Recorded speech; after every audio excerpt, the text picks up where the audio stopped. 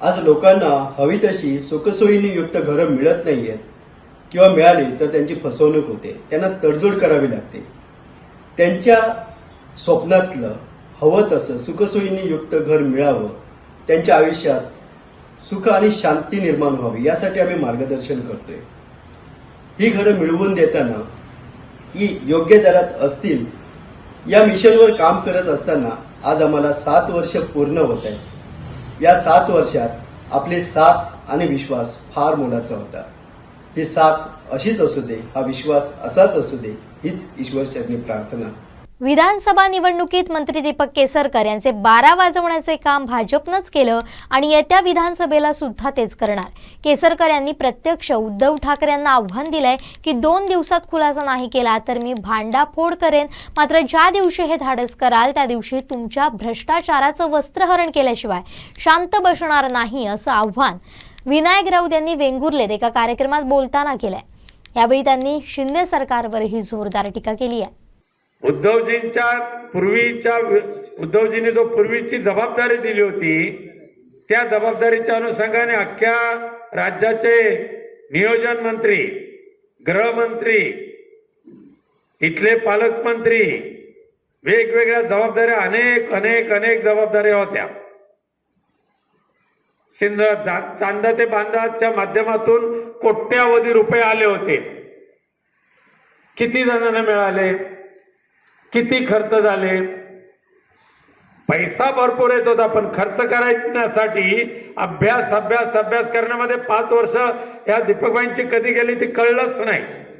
आणि नंतरच्या झाल्याच्या निवडणुकीमध्ये आज विनायक राऊतचा आम्ही पराभव करणार म्हणजे ज्यावेळेला घोषणा करता माझं आव्हान आहे दीपकबाई केसरकरांना, या निवडणुकीमध्ये विधानसभेला तुमचा डिपॉझिट वाचून दाखवा, मग तुम्हाला काय द्यायचं ते देऊ आम्ही. नाही, मागच्या विधानसभेच्या निवडणुकीमध्ये कसं टेकू देऊन आपण आमदार केलं. खासदारकीला मताधिक्य किती होतं, त्याच्यापैकी 50% मताधिक्यावर कसे आले आमदार मंत्री असताना. काय घोषणा करायच्या? कंठ फुटलाय आता मेंदे गटात गेल्यानंतर. आता खोके घ्या नाही तर नको घ्या. परंतु ह्या निवडणुकीमध्ये या संपूर्ण सावंतवाडी मतदारसंघामध्ये दीपकबाईंचे 12 वाजवण्याचं काम प्रत्यक्ष भारतीय जनता पक्षाच्याच लोकांनी केलेलं आहे, येत्या विधानसभेला पण करणार आहेत. आणि म्हणून त्यांना आता उपरती सुटली की आता मी म्हणे नारायण राणेंचा प्रचार करणार. कोणत्या निवडणुकीमध्ये? आधी विचारा त्या नारोबांना की खरोखरच लोकसभा लढणार का? एक कार्ट होतं त्याने पळ काढला. मागच्या वेळेला शैलेश परब तुमच्या सगळ्यांच्या सहकार्यातून प्रत्येक जण कबूल करेल. माझे पत्रकार मित्र आहेत ते सांगतील. चमनकर साहेब त्यावेळेला आमच्यामध्ये नव्हते पण ते सुद्धा सांगतील. तुषार तुम्ही होता, बाळा तुम्ही त्यावेळेला तिथे होता.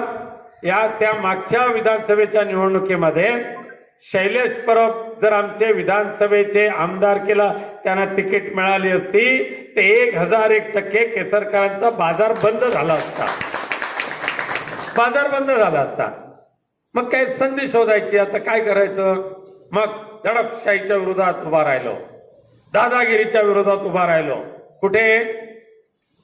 खासदारकीच्या निवडणुकीमध्ये एक दिवस तरी दीपकभाई केसरकरांनी प्रचारामध्ये सहभाग झाले होते का?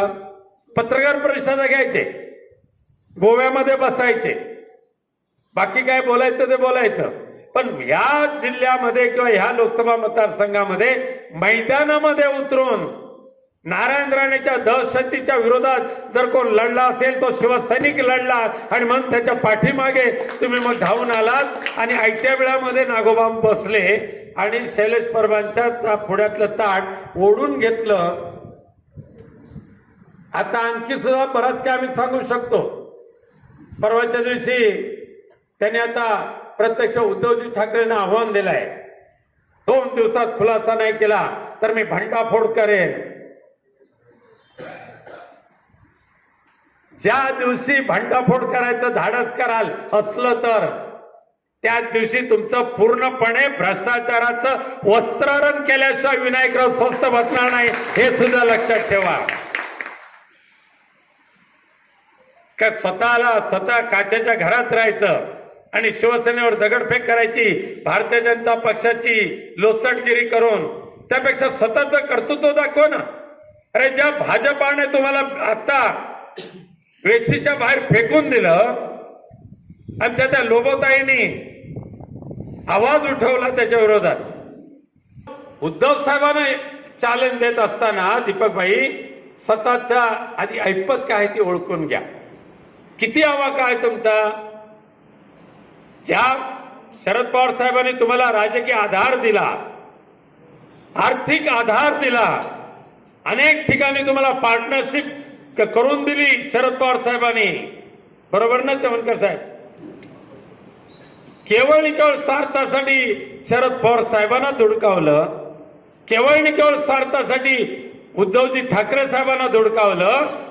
आता येणाऱ्या भविष्यामध्ये अशा या गद्दार लोकांना त्यांची जागा दाखवून देण्याचं काम आपल्या सर्वांना करावं लागेल आणि त्या दृष्टिकोनातून तुम्ही तयारीला लागा. आणि म्हणून हे सगळं नौटंकी चाललेले आहे. ते शिंदे सरकार तो विचारूच नका बाबा. परवाच्या दिवशी म्हणजे मुंबईला मागच्या आठवड्यामध्ये पंतप्रधान नरेंद्र मोदी साहेबांना आणलं कोणाविरुद्ध लढायला?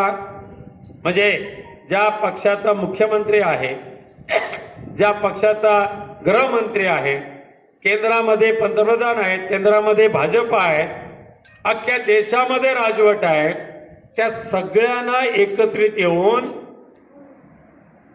उद्धवजी ठाकरेंशी सामना करण्याचं धाडस नाही. म्हणून त्या राज ठाकरेंसारख्या जो अगदी पार्टीबाज म्हणजे सुपारीबाज माणसाला जवळ घेतलं, नंतर ते कवाडे घेतले, आठवले घेतले, तिकडचे गल्ली बोळातले जमा केले, कौरवांची सेना उभी केली, तरी सुद्धा उद्धवजी ठाकरे या सगळ्यांना पुरून उरतील. कारण निष्ठावंत शिवसैनिकांची ही जबरदस्त ताकद आहे, ही पैशाने उभी केलेली नाही तर बाळासाहेबांच्या विचाराने उभी.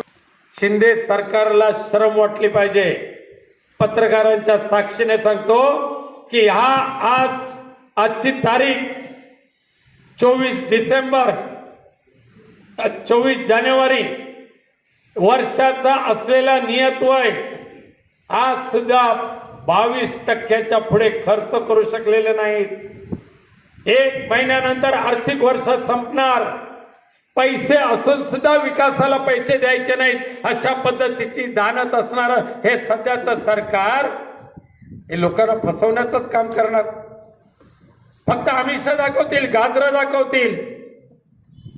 माझ्या स्वतःच्या प्रयत्नातून आणि तत्कालीन मुख्यमंत्री